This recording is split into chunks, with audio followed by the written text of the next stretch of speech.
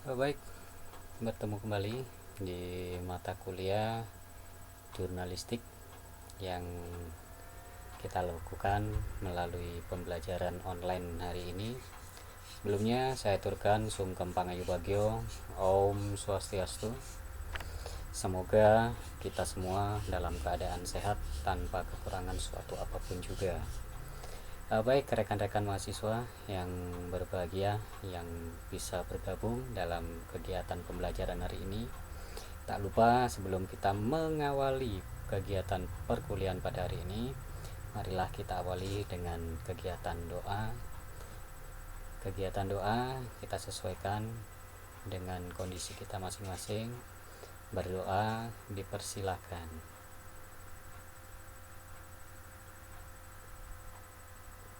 Cukup, selesai. Baik rekan-rekan mahasiswa, pada kesempatan yang berbahagia ini saya akan mencoba, kita akan berbicara tentang bagaimana kita akan menulis sebuah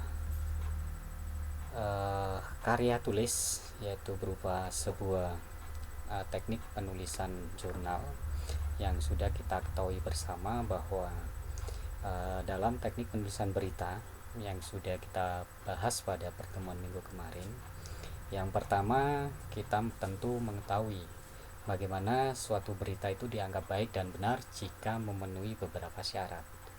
Adapun teknik dalam penulisan berita yang ada di dalam bagian jurnalistik kali ini, yaitu yang pertama, bahwa teknik penulisan berita secara universal ini dapat dibedakan sesuai dengan prinsip pelaporannya, to report. Jadi ada dua pola, yaitu dalam penulisan berita.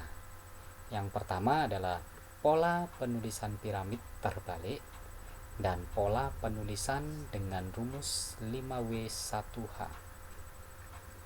Perlu saya tekankan di sini bahwa teman-teman dalam menyusun suatu karya ilmiah ataupun hal-hal yang terkait dengan penulisan tentunya akan mengarah pada pola penulisan ini, baik itu penulisan karya ilmiah yang sudah teman-teman hasilkan melalui penelitian-penelitian yang nantinya Anda atau saudara akan dihadapkan pada tantangan ini, harus mengetahui bagaimana pola penulisan piramid terbalik. Jadi dari hal yang umum mengerucut menjadi suatu hal yang khusus dengan tetap berpegang teguh pada 5W1H. Kemudian berita disajikan dengan pola piramid terbalik karena 3 asumsi. 1. Memudahkan khalayak pembaca dan pendengar. Memudahkan reporter dan editor dalam memotong bagian-bagian yang dianggap kurang atau tidak penting ketika dihadapkan kepada kendala teknis, dan memudahkan para jurnalis dalam menyusun pesan berita melalui rumus baku. Jadi tidak semata-mata dalam kita menerapkan pola penulisan piramid terbalik, ya, tidak semata-mata kita hanya sekedar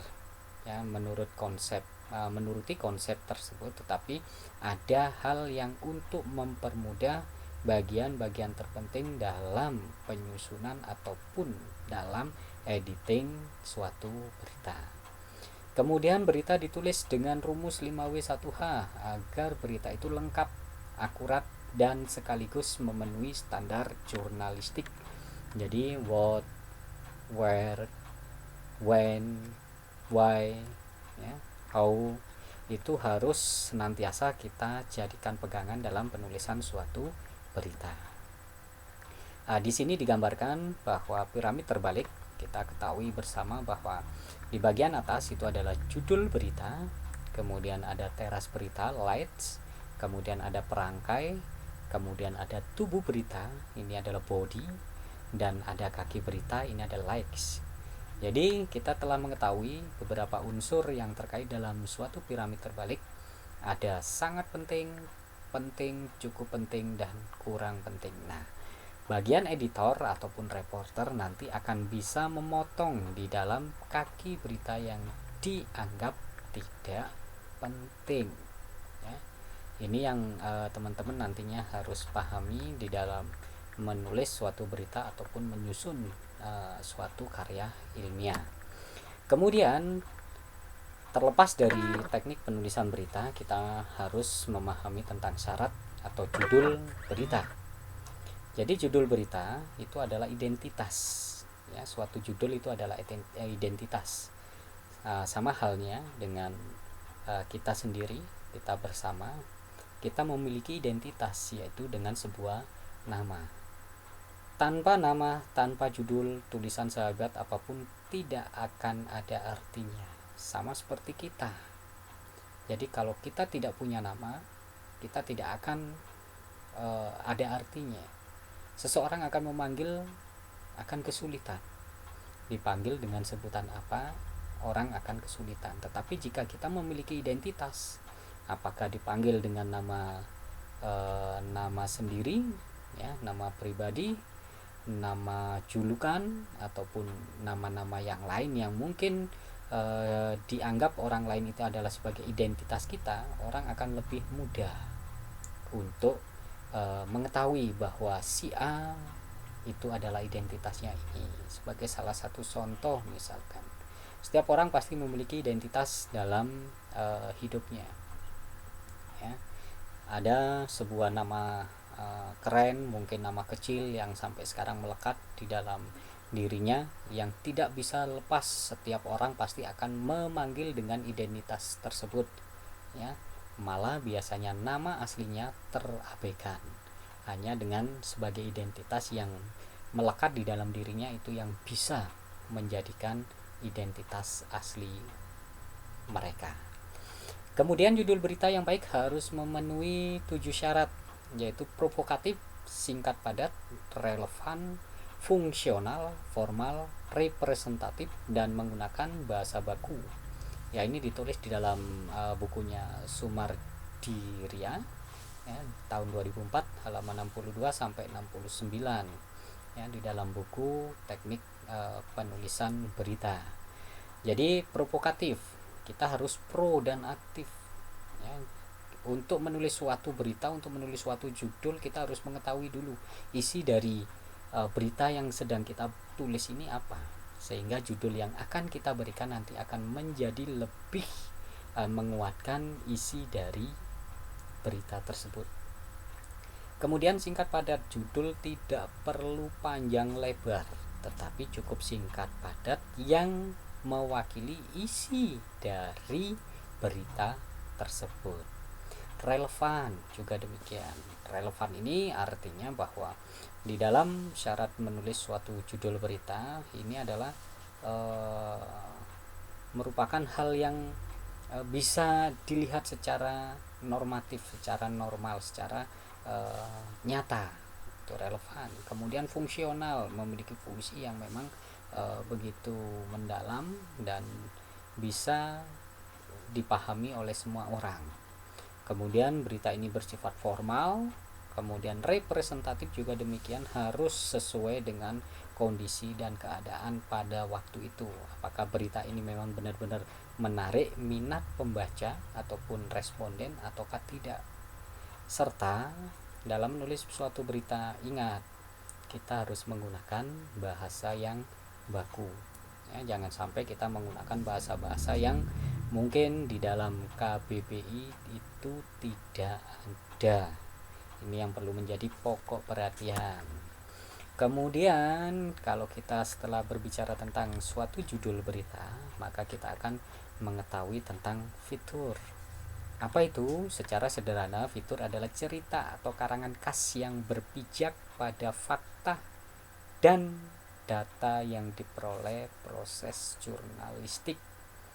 Jadi Anda sebagai pencari berita nantinya harus bisa, ya, mencari, ya, data melalui fakta yang ada sebagai nantinya bahan proses sebagai Anda sebagai seorang jurnalis, ya. Jadi Mau tidak mau, seorang jurnalis harus bisa mencari fakta dan data di lapangan. Kemudian penulisan fitur tidak tunduk pada kaidah pola piramid terbalik dengan rumus 5W1H atau dengan cara penyusunan pesan secara deduktif. Akan tetapi fitur tetap harus mengandung unsur 5W1H. Karena ini kunci, bagaimanapun juga di dalam menyusun suatu apapun kita harus tetap berpegang pada 5W1H. Kemudian dalam Kamus Besar Bahasa Indonesia, ya, KBBI, dijelaskan fitur adalah karangan yang melukiskan suatu pernyataan dengan lebih terinci sehingga apa yang dilaporkan hidup dan tergambar dalam imajinasi pembaca. Ya, jadi di dalam menulis suatu karangan atau melukiskan suatu pernyataan ini harus kita bisa membayangkan apa yang kita tulis ini menjadi hidup, supaya orang pembaca, responden pembaca ini bisa berimajinasi tentang tulisan yang sedang kita sajikan di dalam suatu karya berita ini. Nah, di sini terdapat karakteristik fitur dan berita.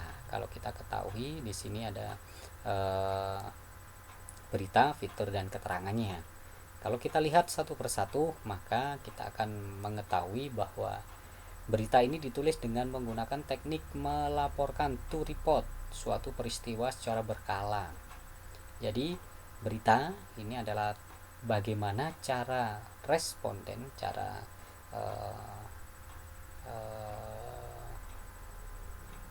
seorang wartawan melaporkan suatu berita ini secara berkala dan faktual tentunya. Kemudian kalau fitur ditulis dengan teknik mengisahkan to story suatu situasi, peristiwa, atau keadaan secara faktual. Nah, bedanya kalau berita ini adalah melaporkan, kalau fitur ini adalah mengisahkan. Jadi kita bercerita tentang situasi.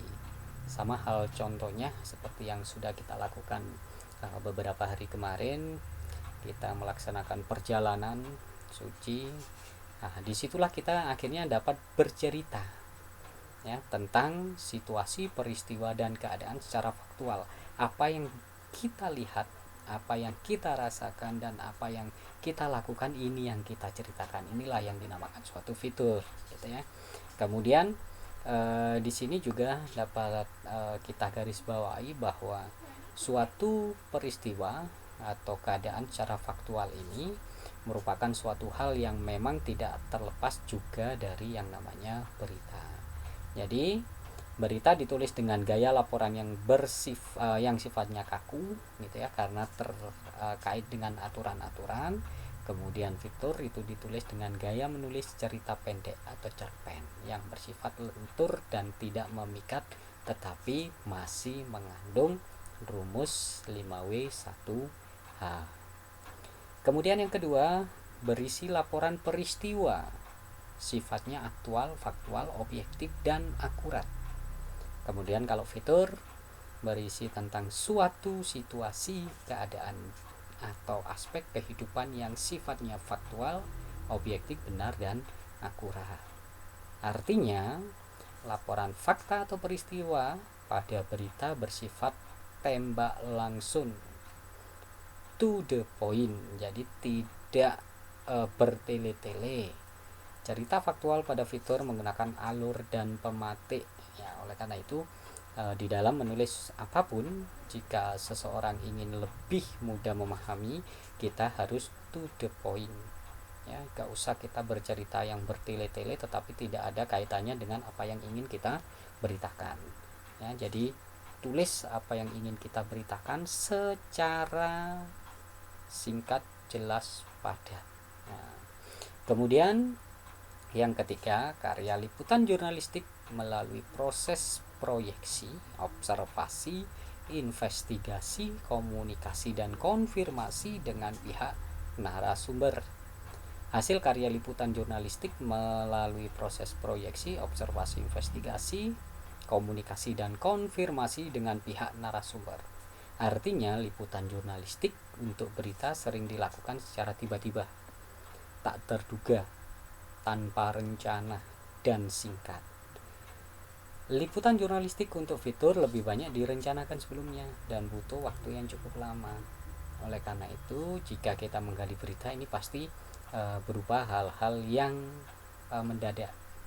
Sama halnya misalkan seorang reporter saat ini gencar-gencarnya lagi mengorek informasi berita tentang jatuhnya pesawat Sriwijaya di Kepulauan Seribu.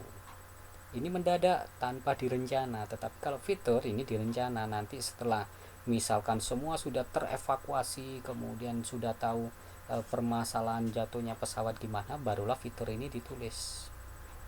Jadi bedanya seperti itu. Jadi sudah direncana, nanti setelah pesawat ini ditemukan bangkainya, kemudian korban ditemukan jasadnya dan sebagainya, baru ditulis, ya, mulai awal, kejadian awal bahwa Sriwijaya dengan penerbangan nomor penerbangan sekian, jurusan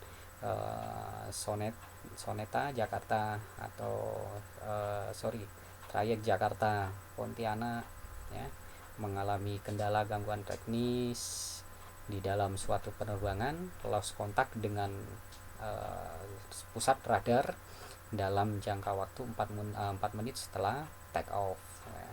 Nah, ini disebabkan oleh apa? Berita-berita yang sudah kita rangkum, sudah kita dapatkan datanya dari ke lapangan, yang sudah kita dapatkan selama beberapa hari, ini dirangkum menjadi suatu tulisan karya, akhirnya menjadilah suatu hasil karya liputan tersebut.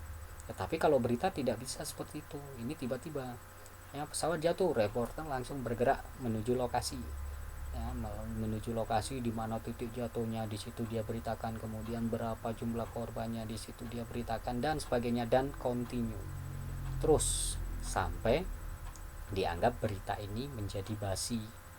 Misalkan dalam kurun satu bulan, gitu ya, kurun 1 bulan pasti berita jatuhnya pesawat ini masih terus akan gencar diberitakan. Tetapi lewat 1 bulan, jika ada yang memberitakan, berarti berita ini akan dianggap basi karena sudah secara menurun, berita ini akan dianggap sebagai berita yang sudah kadaluarsa.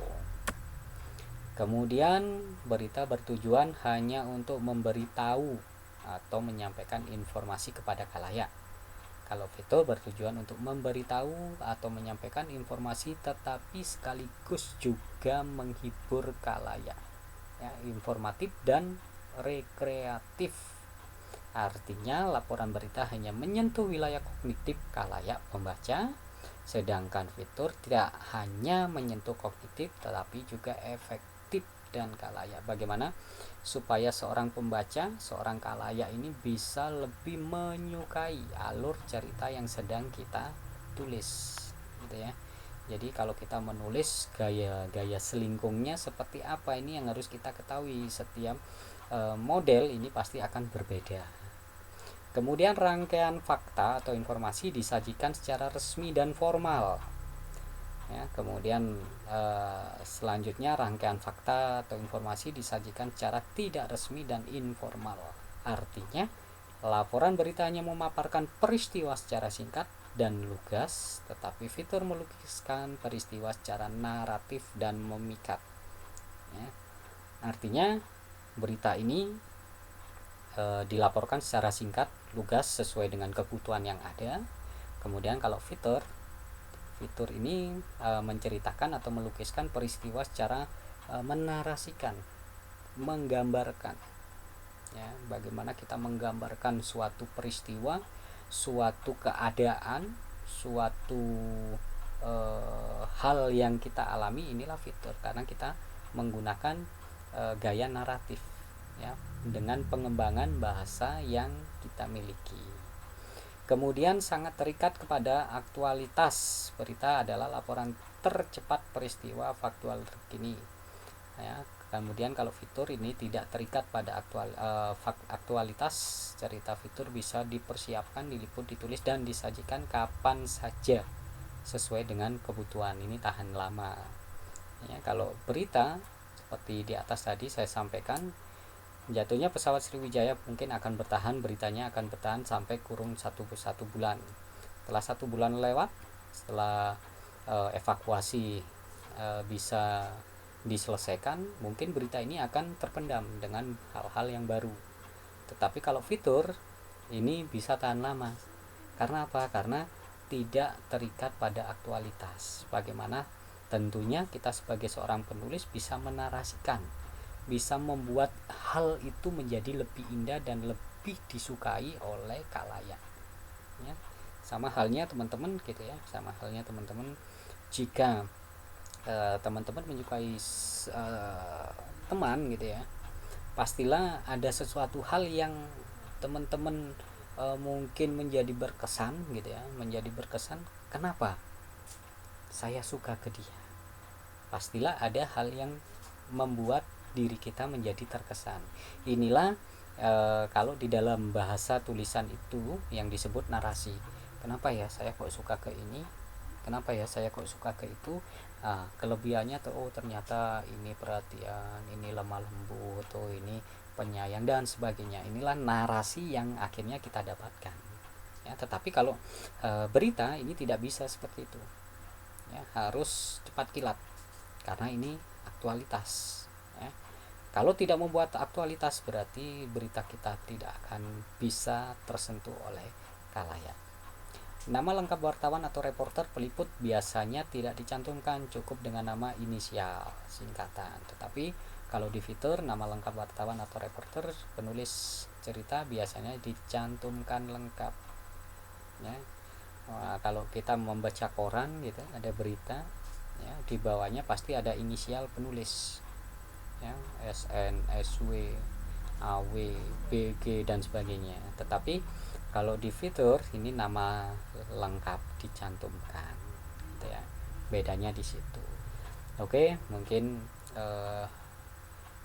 untuk pertemuan kali ini ya, dua event penting ini yang perlu saya jelaskan ke teman-teman, ke rekan-rekan mahasiswa untuk menjadi bahan supaya bagaimana nanti teman-teman menjadi seorang jurnalis, menjadi seorang pencari berita ini benar-benar bisa mencari berita yang handal, mencari berita yang luar biasa. Oleh karena itu silakan ini dipelajari sebagai acuan panduan sehingga apa nanti yang kita harapkan di dalam mata kuliah ini paling tidak 70% Anda bisa menulis berita secara aktual, faktual, terpercaya dan diminati oleh banyak khalayak. Mungkin itu yang bisa saya sampaikan. Saya mohon maaf jika ada hal-hal yang kurang jelas, kurang berkenan. Sekali lagi pertemuan berikutnya kita akan sambung di bahan-bahan selanjutnya dalam penulisan. Akhir kata dari saya akhiri dengan puja Paramasanti. Om Santi Santi Santi. Om Om Swastiastu.